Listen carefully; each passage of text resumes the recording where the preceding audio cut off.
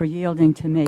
I think that one of the pieces of information that hasn't been discussed here today at all, quite frankly, is that, in fact, there is an exemption for the Catholic Church, other houses of worship, for the Catholic Church and the synagogues, for mosques. There is an exemption. The gentleman will suspend. The gentleman cannot leave the room while yielding to another member. Would you please remain?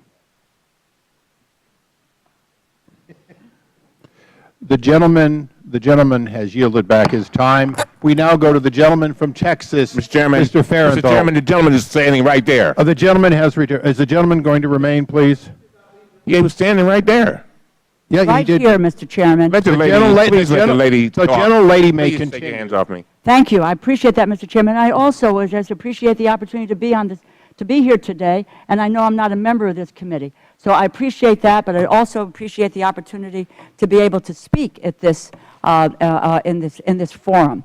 The fact of the matter is that the churches, synagogues, mosques, other houses of worship are exempt, as are their employees. Let us state the fact on that.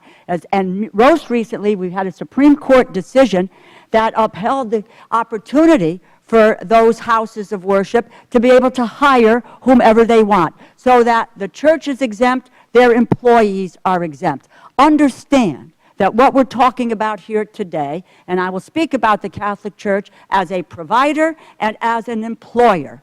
And the fact of the matter is, as a provider, nothing changes. The conscience clause, all of that is intact. It is not inviolable. It is, you cannot dispense, prescribe, use a contraceptive service if that is so choosing. But in fact, the church is an employer.